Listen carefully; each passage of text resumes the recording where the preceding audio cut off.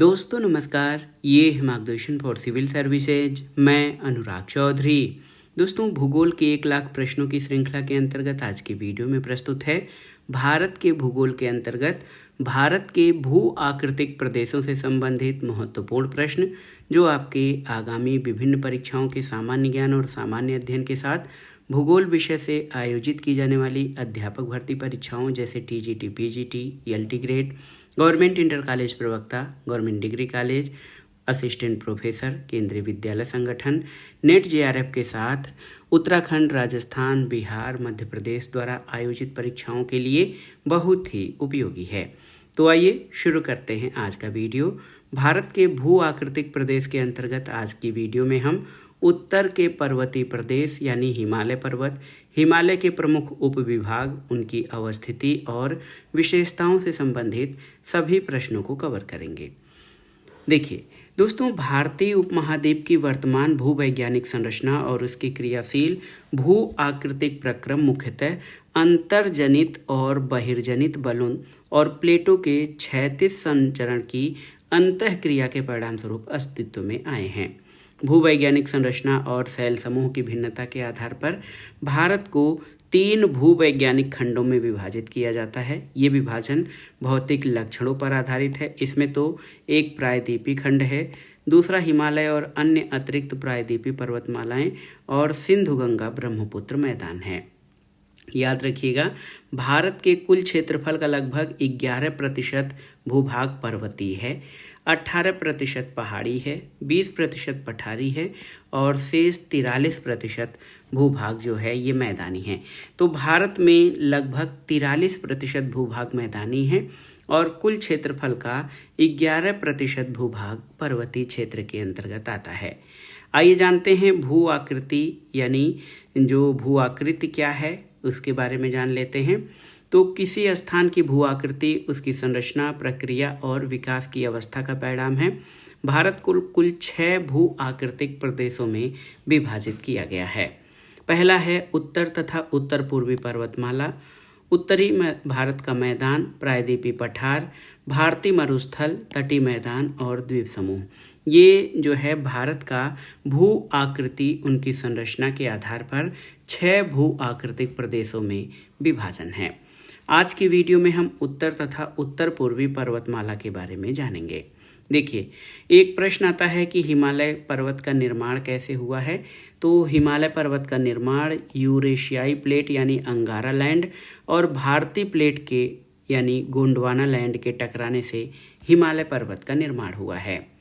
अगला प्रश्न है, प्लेट टेक्टोनिक्स यानी प्लेट विवर्तनिकी सिद्धांत के अनुसार हिमालय उत्पत्ति का कारण क्या माना जाता है। तो टेथिस सागर में जमे मलबों में दबाव या टेथिस सागर के अवसादों में वलन पड़ने के कारण हिमालय का उत्पत्ति हुआ है। प्लेट विवर्तनिकी सिद्धांत के अनुसार हिमालय का निर्माण किस काल में हुआ है। तो याद रखिएगा, टर्शियरी काल में हिमालय का निर्माण हुआ है। उत्तर के पर्वतीय प्रदेश के बारे में जानते हैं। हिमालय का प्रादेशिक विभाजन। तो हिमालय का जो प्रादेशिक विभाजन है उसमें मुख्य रूप से पंजाब हिमालय, कुमायूं हिमालय, नेपाल हिमालय, असम हिमालय आदि हैं। पंजाब हिमालय की लंबाई 560 किलोमीटर है। ये सिंधु और सतलज नदी के मध्य का क्षेत्र है। कुमायूं हिमालय, इसकी लंबाई 320 किलोमीटर है जो सतलज और काली नदी के मध्य के क्षेत्र में शामिल है। नेपाल हिमालय 800 किलोमीटर लंबाई में काली और तीस्ता नदी के मध्य इसका विस्तार है और असम हिमालय 750 किलोमीटर में तीस्ता, दिहांग और ब्रह्मपुत्र नदी के बीच विस्तारित पाया जाता है। इसके अलावा देखिए, कुमायूं हिमालय का सर्वोच्च पर्वत शिखर कौन सा है। याद रखिएगा दोस्तों, कुमायूं हिमालय का सर्वोच्च पर्वत शिखर नंदा देवी है। गंगोत्री हिमनद किस हिमालय में अवस्थित है आपको बताना है। तो ये कुमायूं हिमालय में। फूलों की घाटी कहाँ है। फूलों की घाटी कुमायूं हिमालय में स्थित है। हिमालय का सबसे अधिक ऊंचा भाग विद्यमान है कहाँ पर। तो ये नेपाल हिमालय में विद्यमान है, हिमालय का सर्वाधिक ऊंचा भाग। अगला प्रश्न है, पश्चिमी भाग की अपेक्षा हिमालय के पूर्वी भाग की ऊंचाई में जैव विविधता कैसी पाई जाती है, कम या अधिक। तो उत्तर है अधिक जैव विविधता पाई जाती है पश्चिमी भाग की अपेक्षा हिमालय के पूर्वी भाग में। विश्व की सबसे ऊंची पर्वत श्रेणी कौन सी है? तो विश्व की सबसे ऊंची पर्वत श्रेणी हिमालय पर्वतमाला है। हिमालय के प्रादेशिक विभाजन की संकल्पना किसने दी थी? तो एक देखिए विचारक हैं सिडनी बुर्रार्ड। इन्होंने हिमालय के प्रादेशिक विभाजन की संकल्पना दी थी। हिमालय अपनी वर्षा का अधिकांश भाग किस मानसून से प्राप्त करता है? ये प्रश्न बार बार परीक्षाओं में पूछा भी गया है। हिमालय अपनी वर्षा का अधिकांश भाग दक्षिण पश्चिम मानसून से प्राप्त करता है। हिमालय से निकलने वाली सभी नदियां किस प्रकार की हैं? तो ये सतत वाहिनी है, क्योंकि ग्लेशियरों से इनको पर्याप्त जल मिलता रहता है। हिमालय पर्वत श्रेणी से संबंधित कुछ महत्वपूर्ण तथ्यों को देख लेते हैं। मुख्य हिमालय की परतदार चट्टानें जीवाश्म मुक्त हैं। लघु हिमालय की परतदार चट्टानों में समुद्री जीव जंतुओं के जीवाश्म मिलते हैं। बाह्य हिमालय या शिवालिक हिमालय में मानव सभ्यता के अवशेष मिलते हैं। हिमालय पर्वत नवीन वलित पर्वत श्रृंखला है और हिमालय का वर्तमान स्वरूप हिमानी और प्रवाहित जल के कार्यों द्वारा निर्मित हुआ है।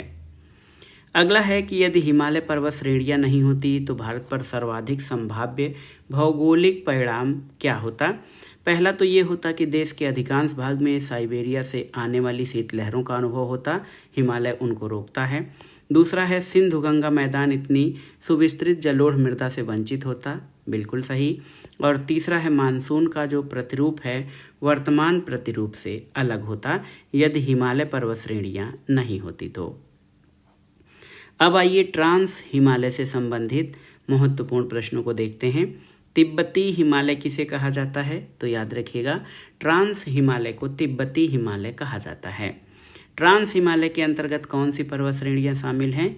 दोस्तों काराकोरम, लद्दाख, जास्कर और कैलाश पर्वत श्रेणियां ये ट्रांस हिमालय के अंतर्गत शामिल हैं। ट्रांस हिमालय की सबसे ऊंची चोटी कौन सी है? K2 या गाडविन ऑस्टिन ट्रांस हिमालय की सबसे ऊंची पर्वत चोटी है। यहाँ पर आप देखिए, यहाँ पर चित्र के माध्यम से दर्शाया गया है। ये पामीर ग्रंथि है। यहाँ पर आप देख सकते हैं तिब्बत में इसको पामीर का पठार या जो है विश्व की छत कहा जाता है। इसे पर्वतों की गांठ भी कहते हैं। यहीं से पश्चिम दिशा की ओर हिंदुकुश पर्वत और पूर्व दिशा की ओर कुनलुन श्रेणी निकली है। हिमालय पर्वत श्रेणियाँ या हिमालय पर्वत जो आप देख सकते हैं यहाँ पर, जिसको मैं अंडरलाइन कर रहा हूँ, ये भी पामीर ग्रंथ से निकली हुई है। अगला प्रश्न है दोस्तों, विश्व की सर्वाधिक तीव्र ढाल वाली चोटी राकापोशी कहाँ पर है? तो राकापोशी ट्रांस हिमालय में स्थित पर्वत चोटी है जो सर्वाधिक तीव्र ढाल की है। ट्रांस हिमालय में स्थित किस पर्वत श्रेणी को उच्च एशिया की रीढ़ कहा जाता है? तो ये काराकोरम श्रेणी को उच्च एशिया की रीढ़ या बैकबोन ऑफ हाई एशिया कहा जाता है। काराकोरम श्रेणी का पश्चिमी विस्तार कहाँ तक है? तो काराकोरम श्रेणी का पश्चिमी विस्तार पामीर गांठ तक है। काराकोरम श्रेणी का पूर्वी विस्तार कहाँ तक है? तो ये कैलाश श्रेणी तक विस्तृत है। अगला प्रश्न है, ट्रांस हिमालय बृहद हिमालय से किस संरचना द्वारा अलग होता है? याद रखिएगा ITSZ यानी इंडस सांगपो सचर जोन के द्वारा ट्रांस हिमालय बृहद हिमालय से अलग होता है। एक और प्रश्न है, ट्रांस हिमालय के किन श्रेणियों के मध्य से होकर सिंधु नदी बहती है? तो ये जास्कर और लद्दाख श्रेणी से होकर सिंधु नदी बहती है। अक्साई चिन्ह किस श्रेणी में अवस्थित है? तो याद रखिएगा अक्साई चिन्ह ये लद्दाख श्रेणी में स्थित है। लद्दाख श्रेणी की सर्वाधिक सबसे ऊंची या सर्वोच्च चोटी कौन सी है? ये है राकापोशी। जास्कर श्रेणी की सबसे ऊंची चोटी ये नंगा पर्वत है। और भारत की सबसे गहरी गार्ज कहाँ पर स्थित है? बुंजी लद्दाख श्रेणी में 5200 मीटर यानी 5200 मीटर गहरी गार्ज है। ये भारत की सबसे गहरी गार्ज है जो कि बुंजी लद्दाख श्रेणी में स्थित है। काराकोरम श्रेणी को किस उपनाम से जाना जाता है? काराकोरम श्रेणी को कृष्णागिरी पर्वत के नाम से जाना जाता है। पामीर की गांठ कहाँ पर स्थित है? तो ये ट्रांस हिमालय में तिब्बत में स्थित है, जिसको पामीर का पठार या दुनिया की छत कहा जाता है। अगला प्रश्न, ट्रांस हिमालय के बाद बृहद हिमालय या महान हिमालय से है। बर्फीला हिमालय अथवा हिमाद्री किस पर्वत को कहा जाता है? किस हिमालय को? तो महान हिमालय या ग्रेट हिमालय रेंज को बर्फीला हिमालय कहा जाता है। महान हिमालय का विस्तार कहाँ तक है? सिंधु नदी से नामचा बरवा पर्वत तक, नामचा बरवा पर्वत तक ये महान हिमालय का विस्तार है। महान हिमालय लघु हिमालय से किस संरचना द्वारा अलग होता है? तो ये मेन सेंट्रल थ्रस्ट द्वारा महान हिमालय लघु हिमालय से अलग होता है। अगला प्रश्न है दोस्तों, आप देखिए कि विश्व की सबसे ऊंची चोटी माउंट एवरेस्ट या सागर माथा किस पर्वत श्रृंखला में है? माउंट एवरेस्ट या सागर माथा महान हिमालय में स्थित है। महान हिमालय के वलय की प्रकृति कैसी है? तो ये असममित प्रकार का वलय है। अगला प्रश्न है, बृहद हिमालय का पर्वतीय ढाल उत्तर में मंद और दक्षिण में तीव्र होने का प्रमुख कारण क्या है? तो इंडो ऑस्ट्रेलियन प्लेट द्वारा लगने वाला अभिसारी बल ये कारण है। इसी कारण बृहद हिमालय का पर्वतीय ढाल उत्तर में मंद और दक्षिण में तीव्र है। अगला प्रश्न है, बृहद हिमालय काटकर बहने वाली पूर्ववर्ती नदियां कौन सी हैं? सिंधु, ब्रह्मपुत्र और अलकनंदा ये बृहद हिमालय को काटकर बहने वाली पूर्ववर्ती नदियां हैं। अगला प्रश्न है कि हिमालय में पाई जाने वाली प्रमुख चोटियां, उनकी ऊंचाई और अवस्थिति। तो सबसे महत्वपूर्ण माउंट एवरेस्ट ये 8,848.86 मीटर है, जो कि नेपाल में स्थित है। गाडविन आस्टीन या K2 8,611 मीटर POK भारत में है। कंचनजंगा 8,598 मीटर ये भारत नेपाल सीमा पर स्थित है। मकालू पर्वत चोटी 8,481 मीटर नेपाल में स्थित है। धौलागिरी 8,172 मीटर नेपाल में है। नंगा पर्वत 8,126 मीटर भारत में है। अन्नपूर्णा जो चोटी है 8,078 मीटर है, नेपाल में स्थित है। नंदा देवी 7,817 मीटर ऊंची है, भारत में है। नामचा बरवा 7,756 मीटर तिब्बत में स्थित है। और केदारनाथ चोटी 6,945 मीटर ये भारत में स्थित हैं। ये हिमालय में पाई जाने वाली प्रमुख पर्वत चोटियां और उनकी अवस्थिति है। अगला प्रश्न है, एवरेस्ट, मकालू, अन्नपूर्णा और कंचनजंगा चोटियों में से सबसे पूरब में स्थित चोटी कौन है? ये कंचनजंगा चोटी सबसे पूरब में है इन विकल्पों में से। और एक और महत्वपूर्ण प्रश्न महान हिमालय से कि हिमालय की रचना समानांतर वलय श्रेणियों से हुई है, जिसमें से प्राचीनतम श्रेणी कौन सी है? तो ये बृहद हिमालय श्रेणी प्राचीनतम है। अब आगे आइए देखते हैं लघु हिमालय से संबंधित प्रश्नों को। देखिए, महान हिमालय के दक्षिण में स्थित श्रृंखला को क्या कहा जाता है? तो इसको लघु या मध्य हिमालय कहते हैं, जो पर्वत श्रृंखला ग्रेट हिमालय के दक्षिण में है। लघु हिमालय की सबसे लंबी पर्वत श्रृंखला कौन सी है? तो ये पीर पंजाल श्रृंखला है। हिमालय की कौन सी श्रेणी सर्वाधिक चौड़ी है? तो याद रखिएगा, लघु हिमालय श्रेणी सबसे चौड़ी है। अटल टनल जिसकी लंबाई 9.02 किलोमीटर है, किस पर्वत श्रृंखला में स्थित है? तो ये पूर्वी पीर पंजाल श्रृंखला में अटल टनल स्थित है। कश्मीर घाटी में हिमोड़ निक्षेप द्वारा निर्मित संरचना को क्या कहा जाता है? तो याद रखिएगा, करेवा कहा जाता है कश्मीर घाटी के हिमोड़ निक्षेप द्वारा निर्मित संरचना को। लघु हिमालय श्रेणी को किस अन्य नाम से जाना जाता है? लघु हिमालय श्रेणी को महाभारत श्रेणी या हिमाचल श्रेणी के नाम से जानते हैं। अगला प्रश्न है, लघु हिमालय कहाँ अवस्थित है? शिवालिक और महान हिमालय के मध्य में लघु हिमालय श्रेणी स्थित है। किन दो पर्वत श्रेणियों के मध्य कश्मीर घाटी है? ये बहुत ही महत्वपूर्ण प्रश्न है, तो याद रखिएगा, बृहद हिमालय और पीर पांजाल के मध्य कश्मीर घाटी स्थित है। अगला है दोस्तों, लघु हिमालय का पश्चिम से पूर्व श्रेणियों में विभाजन। तो पीर पंजाल श्रेणी ये जम्मू कश्मीर में है। धौलाधार श्रेणी हिमाचल प्रदेश में। मसूरी श्रेणी उत्तराखंड में। और महाभारत श्रेणी नेपाल में स्थित है। अगला है, पीर पंजाल के दक्षिण में अवस्थित पर्वतीय क्षेत्र कौन सा है? ये है धौलाधार, जो कि पीर पंजाल के दक्षिण में है। पीर पंजाल और बनिहाल दर्रा किस पर्वत श्रेणी में स्थित हैं? तो ये पीर पंजाल श्रेणी में स्थित हैं, पीर पंजाल दर्रा और बनिहाल दर्रा। अगला प्रश्न है, शिमला नगर किस पर्वत श्रेणी पर स्थित है? तो ये धौलाधर श्रेणी पर स्थित है, हिमाचल प्रदेश की राजधानी शिमला। अगला है लघु हिमालय की ढाल पर छोटे छोटे घास के मैदानों को कश्मीर और उत्तराखंड में क्रमशः किन नामों से जाना जाता है। तो लघु हिमालय की ढाल पर छोटे छोटे घास मैदानों को कश्मीर में मर्ग और उत्तराखंड में बुग्याल या पयार के नाम से जाना जाता है। अगला प्रश्न है भारत के प्रसिद्ध स्वास्थ्यवर्धक पर्यटन स्थल जैसे शिमला, मसूरी, नैनीताल, रानीखेत कहाँ स्थित है। तो ये लघु हिमालय और शिवालिक श्रेणी के मध्य स्थित हैं। अगले प्रश्न पर आते हैं, मध्य हिमालय की औसत ऊंचाई लगभग कितनी है। 3700 से 4500 मीटर मध्य हिमालय की औसत ऊंचाई है। एक और प्रश्न है, काठमांडू घाटी हिमालय के किस भाग में स्थित है। मध्य तथा महान हिमालय के बीच नेपाल की राजधानी काठमांडू घाटी स्थित है। कश्मीर घाटी, लाहौल स्पीति, कुल्लू और कांगड़ा घाटियां कहाँ पर स्थित हैं। तो ये बृहद और लघु हिमालय के मध्य में ये घाटियां स्थित हैं। कश्मीर, लाहौल स्पीति, कुल्लू और कांगड़ा।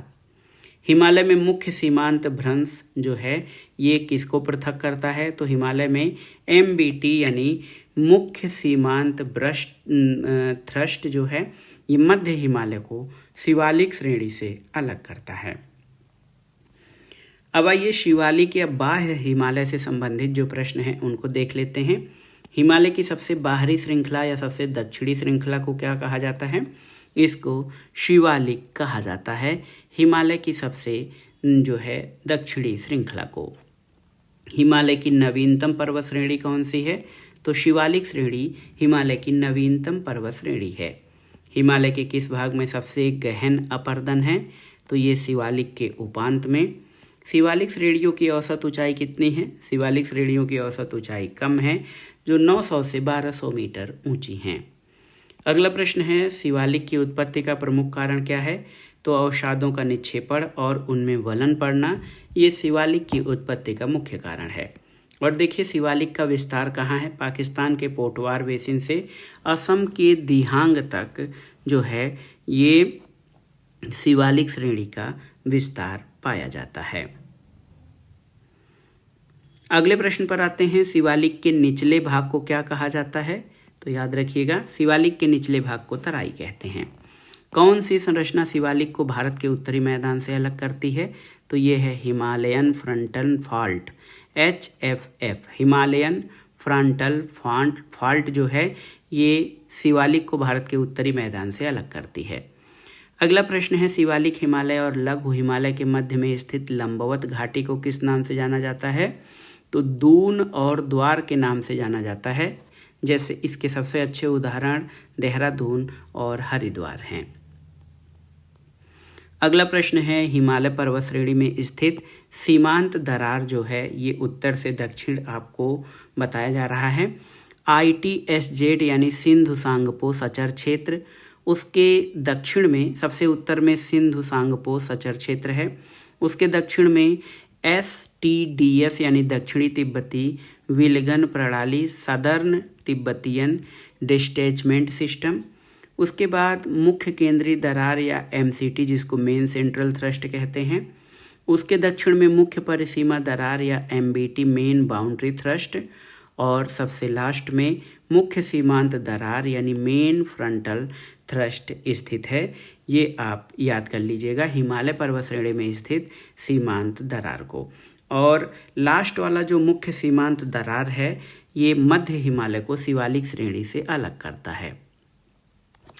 हिमालय के अध्ययन के क्रम में आइए उत्तर पूर्वी हिमालय के बारे में भी कुछ महत्वपूर्ण प्रश्नों को देख लेते हैं। पहला है कि हिमालय के सबसे पूर्वी सीमा का निर्धारण करती है कौन सी नदी।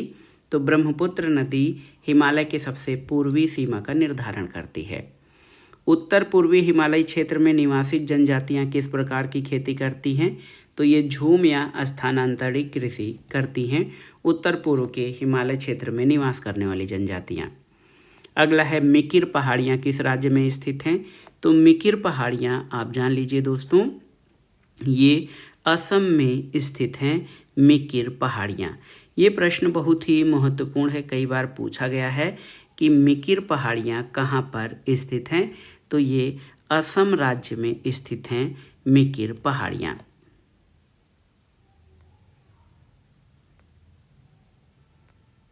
अगले प्रश्न पर आते हैं। उत्तरी पूर्वी हिमालय की प्रमुख श्रेणियाँ। तो डफला पहाड़ी ये कहाँ पर किस राज्य में है? ये अरुणाचल प्रदेश में स्थित है। मीरी पहाड़ी अरुणाचल प्रदेश में, अबोर पहाड़ी अरुणाचल प्रदेश में, इसी तरह मिसमी अरुणाचल प्रदेश में और पटकाई बुम अरुणाचल प्रदेश में स्थित है। अरुणाचल प्रदेश भारत का सबसे पूर्वी जो राज्य है। आप यहाँ पे देख सकते हैं, यहाँ पर आप देखिए ब्रह्मपुत्र नदी के सहारे जयंतिया श्रेणी, खासी श्रेणी, गारो श्रेणी ये मेघालय में स्थित हैं। पटकाई बुम डाफला श्रेणी बोमडीला ये आप डफला श्रेणी और पटकाई बुम अरुणाचल प्रदेश में स्थित हैं। इसी तरह हमने अभी देखा नागा पहाड़ी नागालैंड में, मणिपुर पहाड़ी मणिपुर में, मिजो पहाड़ी मिजोरम में, त्रिपुरा पहाड़ी त्रिपुरा में और बरेल श्रेणी असम नागालैंड और मणिपुर में स्थित है।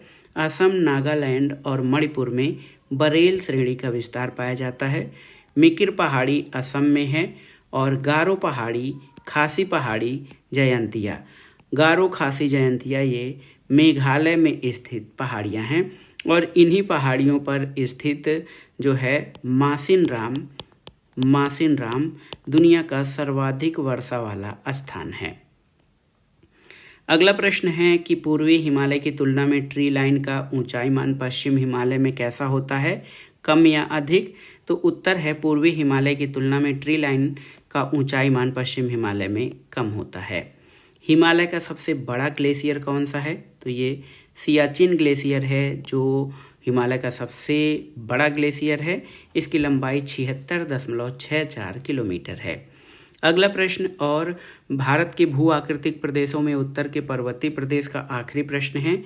सियाचिन हिमनद की अवस्थिति कहाँ है? तो ये काराकोरम श्रेणी में स्थित है सियाचिन हिमनद। दोस्तों, भारत के भू आकृतिक प्रदेशों के अंतर्गत उत्तर के पर्वतीय प्रदेश से संबंधित महत्वपूर्ण प्रश्नों को हमने इस वीडियो में कवर किया है, जो आपके आगामी विभिन्न परीक्षाओं के सामान्य ज्ञान यानी जीएस जीके के अतिरिक्त जो टीचर भर्ती जैसे TGT, PGT, ELT grade, government inter college प्रवक्ता यानी GIC, government degree college, assistant professor और नेट जेआरएफ के लिए भी बहुत ही उपयोगी है। नेट जेआरएफ भूगोल के लिए, तो आप इन प्रश्नों को अच्छे से तैयार कर लीजिएगा। ये वीडियो आपको कैसा लगा हमें कमेंट बॉक्स में ज़रूर बताइएगा। वीडियो को लाइक करें, शेयर करें और इस चैनल मार्गदर्शन फॉर सिविल सर्विसेज को सब्सक्राइब करें। वीडियो देखने के लिए धन्यवाद।